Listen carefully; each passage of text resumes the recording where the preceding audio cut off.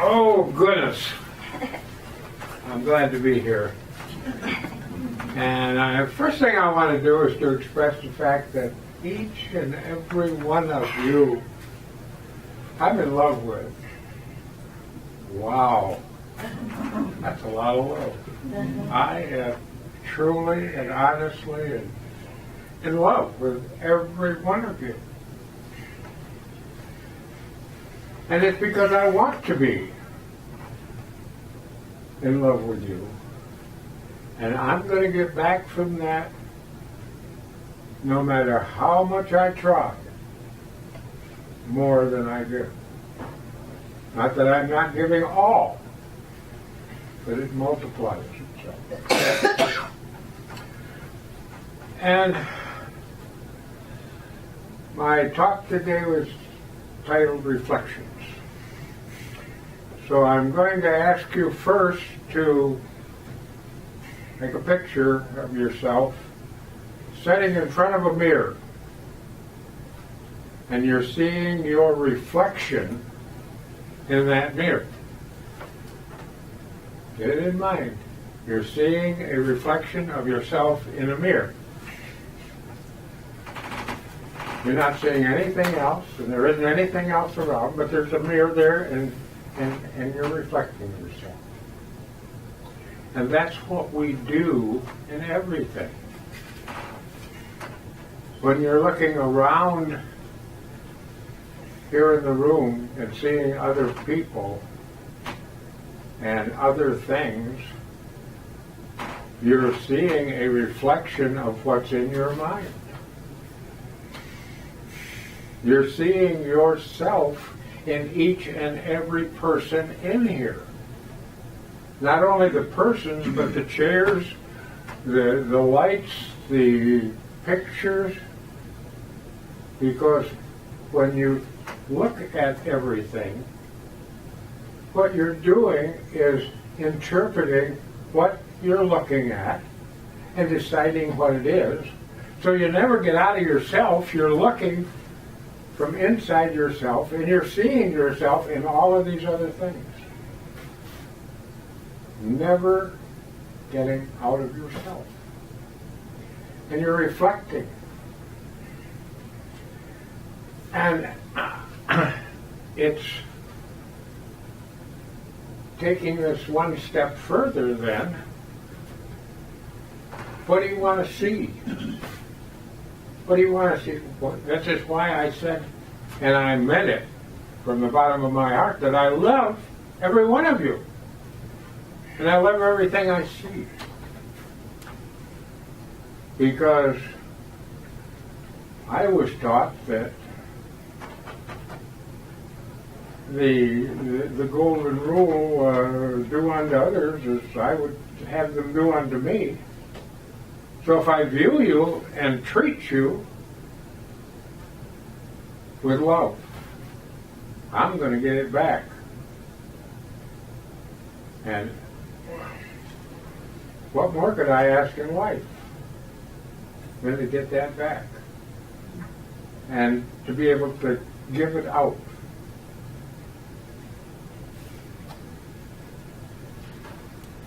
It encompasses everything. The room here, the people in it, but each and everything, you're driving down the road and somebody cuts you off, and the way you react to that affects you, because if you don't respond to the act, even though it may have, you may have thought it endangered you, but if you respond to it with, gosh, I'm glad we didn't hit each other, God bless you, I hope that you have the best of days. Your life is just flat out better. What do you want? What do you want as a result of your daily activity? And it's in all of our spiritual teachings, It teaches that you get back what you give. And that's your reflection. It reflects back on you. Whatever you do reflects back, and you get it back in spades. And that totally is my total message tonight, believe it or not. But I would like to, I graduated from Coptic teaching, so I'm going to open it up to questions.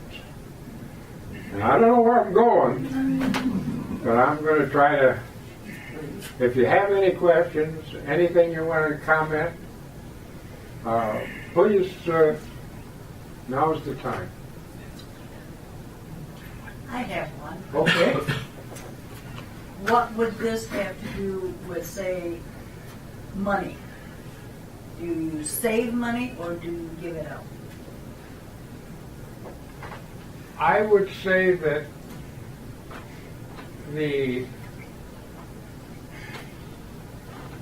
whatever you do with it, it's your frame of mind that you're looking to enhance. If you give it out for the reason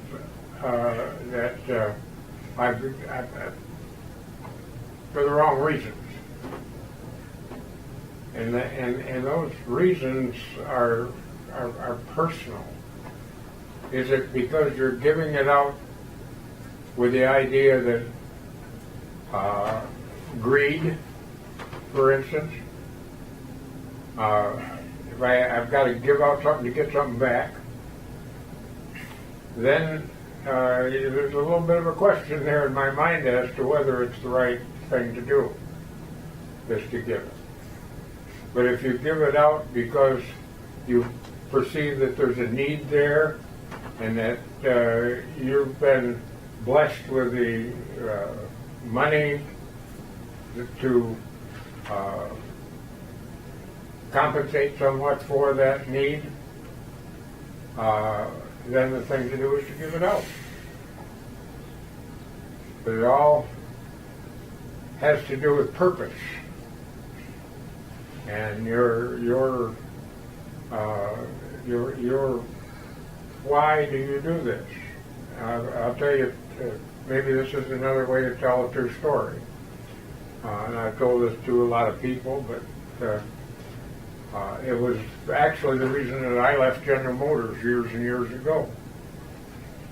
And that was that General Motors made cars to make money. They didn't make cars to fulfill the needs of the people. And when I would sit in meetings with some of the very top executives of General Motors and say, we need to make surveys, do surveys, and find out what people want and build cars for those people and give them what they want, I would get back, the response was, and every time, was, no, we're going to build cars the way we want to build them, and people are going to have to buy them. You can see the results of it from all of the foreign cars having come in and taken a lot of that space where the people wanted a certain thing and it wasn't available over here, so it became available through another company. It opened up many things. But you can't do things just for the money.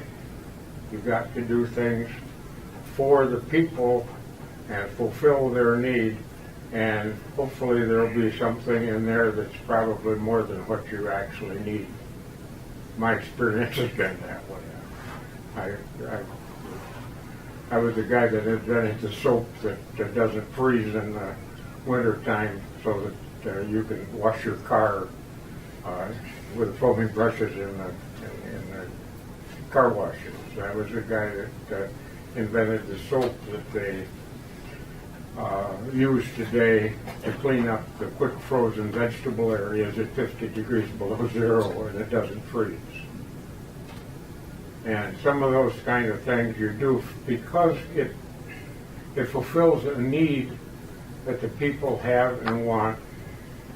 And no, I didn't become rich in doing those things, but we're very comfortable. Anything else? Yes. Jim, did you have an experience in your life that changed you, where you taught your spiritual background from your parents, or did you have an experience that, like an awakening? I was fortunate that I grew up with it. My uncle was one of the top people in the Rosicrucians. My parents were Rosicrucians as well as Methodists. We'd go to the Methodist church, and to keep me quiet because I was a very active youngster, my mother would have me and her watching the auras of the people in the choir and the minister and try to sort of guess what they were up to and what they were thinking and some of those kinds of things from that. And so I grew up with it, and I'm blessed that way, I guess. So, anybody else? I have one. Yes. What are the beliefs of the Rosicrucians? The beliefs of the Rosicrucians. They're very similar to the Coptics. What you are, what you give out is what you get back.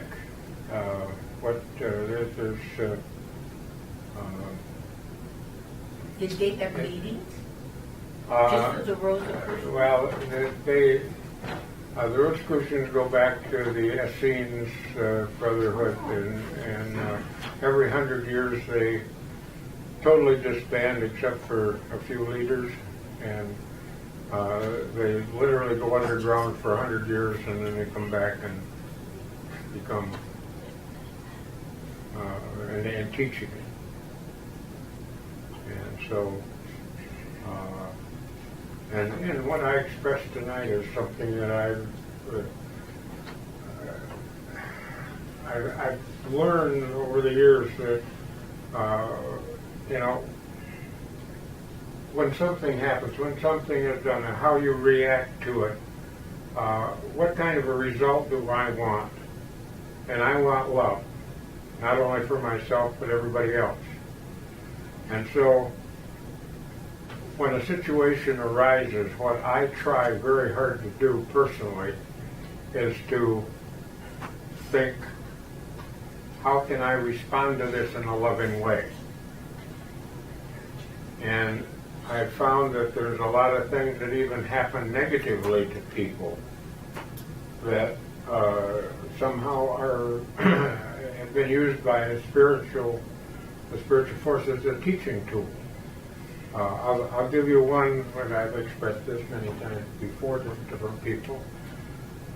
During the Holocaust over there in Europe, there was a German officer who called this young Jewish woman in, and every day he would beat on her, physically beat on her, until such time as one day when he had called her in and she looked at him and never said a word, but said, I just thought the thought, I feel so sorry for you that you think you have to do something like this to a person like myself. He says, I just feel sorry for you. It was a thought. And that thought, the thought alone, he just turned a complete 180 degrees, called in a doctor, had her all her wounds bound up, and never did it again. So there's even in negativity, if you can respond in some way, caring, love, feeling sorry, forgiving, It's just so powerful, and I don't know how to describe it. Anybody else? Thank you for having me, and I hope you got something out of my message.